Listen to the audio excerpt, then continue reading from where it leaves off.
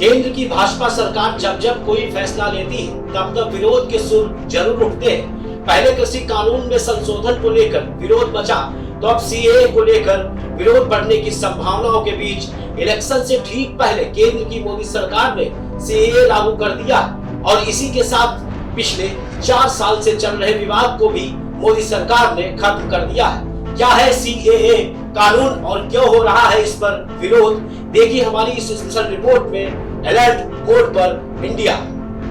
कल प्रधानमंत्री नरेंद्र मोदी ने 5:30 बजे शाम जैसे ही टीवी स्क्रीन पर आने की बात कही और देश के नाम संबोधन की चर्चा सोशल मीडिया पर वायरल होती गई, तब से सभी के मन में 8 नवंबर नोटबंदी की घटना याद आने लगी। सबको लगा कि अचानक देश के प्रधानमंत्री नरेंद्र मोदी देश को क्या संबोधित करने जा रहे हैं। तभी अचानक सभी चैनलों को ट्यून किया गया। तब प्रधानमंत्री देश की जनता से मुखातिब होते हैं और देश की जनता को संबोधित करते हैं। दरअसल इस संबोधन का मकसद प्रधानमंत्री नरेंद्र मोदी के उस फैसले को जनता के सामने लाना था जो देश हित में दिखाई पड़ा।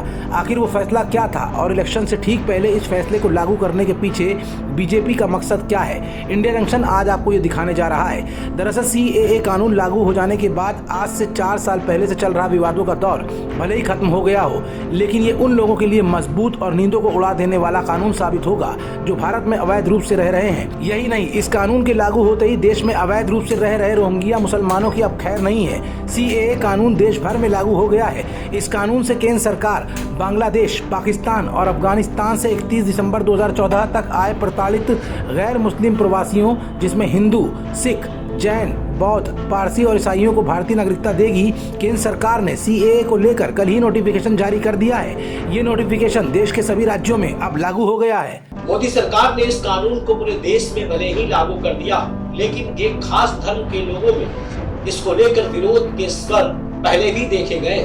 लॉकडाउन से पहले दिल्ली के शाहीन बाग में और उत्तर प्रदेश की राजधानी लखनऊ में भी तमाम संगठनों ने इस कानून का विरोध किया था। इस कानून को लेकर कई मुस्लिम मंचों से लगातार विरोध भी जारी रहा। दरअसल इस कानून को लागू करने को लेकर एनआरसी और सीएए के विरोध में शाहीन बाग दिल्ली से मुसलमानों के बगावती तेवर लॉकडाउन से पहले 2020 में ही दिखने लग गए थे। हर जगह धरने प्रदर्शन हो रहे थे। दिल्ली की ही तर्ज पर लखनऊ के टीले वाली मस्जिद से लेकर बड़े इमाम बाड़े के बीच भी तमाम मुस्लिम संगठनों ने इस कानून का भारी विरोध किया था। लेकिन तमाम विरोध के बावजूद भी बीजेपी ने अपनी कथनी और करनी को 100% सच करके दिखाया। आखिरकार इस कानून को प्रभावी ढंग से पूरे देश में अब लागू कर दिया गया है। इस कानून को देश में लागू करने को लेकर पटना में हुई एक रैली में केंद्रीय गृह मंत्री अमित शाह ने भी साफ तौर पर कहा था, चाहे कुछ भी हो जाए, हम अवैध रूप से रह रहे लोगों को भारत की नागरिकता नहीं देंगे। तमाम संगठनों का यह भी कहना रहा कि सरकार की मंशा इसके पीछे मुसलमानों को भारत से बाहर निकालने की है।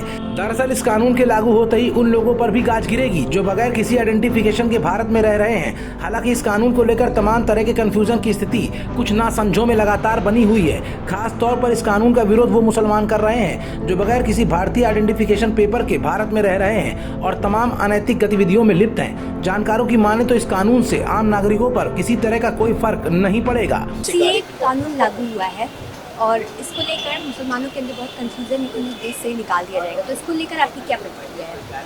इसको लेकर प्रतिक्रिया ये है कि ऐसा कोई भी चीज़ इसमें नहीं है कि मुसलमानों को निकाल दिया जाएगा। इसमें जो भी हमारे शरणार्थी अफगानिस्तान, पाकिस्तान उधर से आए हैं, उनमें जो शरणार्थी 2014 से पहले आए हैं, उनको कम से कम एक पहचान मिलेगी और ये बहुत ही सकारात्मक कदम है मोदी सरकार का। इस कानून को लाने का मकसद भारत सरकार उन रोहिंग्या मुसलमानों के साथ साथ पहचान छिपाकर रहने वाले लोगों को बाहर करना है जो अब तक दबे छिपे ढंग से भारत का एक अभिन्न हिस्सा बने हुए थे। लेकिन कुछ लोगों के जहन में ये सवाल भी लगातार कौंध रहा है कि इलेक्शन से ठीक पहले इतना बड़ा कानून लागू करने के पीछे मोदी सरकार की मंशा आखिर क्या है। दरअसल राम मंदिर निर्माण के बाद मोदी सरकार अपनी छवि पूरी तरह से हिंदुत्ववादी रखना चाहती है। ऐसे में सीएए कानून को लाकर मोदी सरकार ने हिंदू वोट बैंक को सेट करने का भी पूरा प्रयास किया है। इस कानून को प्रमुखता से लागू किए जाने के पीछे तमाम वजह भी सामने आ रही हैं। जानकारों की माने तो लोकसभा चुनाव 2024 से ठीक पहले अचानक सीएए को लागू करने के पीछे का मकसद सरकार को अपनी हिंदुत्ववादी छवि को बरकरार रखना भी है। फिलहाल ये कानून अब पूरी तरह से देश में लागू हो चुका है। ऐसे में उत्तर प्रदेश की योगी सरकार भी अलर्ट मोड पर आ गई है। भारत के प्रधानमंत्री नरेंद्र मोदी और गृह मंत्री अमित शाह शुरू से ही इस कानून को लेकर काफी सक्रिय नजर आ रहे हैं और इस कानून का सख्ती से पालन कराने में योगी भी पीछे नहीं रहे। भाजपा ने हमेशा कृषि कानून में संशोधन और एनआरसी और सीएए का विरोध कर रहे लोगों को ये भी संदेश देने की कोशिश की थी कि ये विपक्ष की एक सोची समझी चाल है और असल में ये कानून कहीं न कहीं देश की आंतरिक सुरक्षा से जुड़ा हुआ है। उधर पूरे देश में इस कानून को लागू किया गया तो इधर उत्तर प्रदेश में भी योगी सरकार काफी सक्रिय हो गई। योगी सरकार में कानून व्यवस्था को दुरुस्त रखने के लिए उत्तर प्रदेश में प्रशासन ने अलर्ट घोषित कर दिया है। डीजीपी मुख्यालय से सुरक्षा व्यवस्था को पुख्ता करने के लिए अलर्ट जारी किया गया है। सीएए नोटिफिकेशन के बाद यूपी के डीजीपी प्रशांत कुमार ने अफसरों को अलर्ट कर दिया है। बता दें कि इस कानून के लागू होने के बाद कोई अनहोनी न हो, इसके लिए प्रशासन अलर्ट मूड पर आ गया है।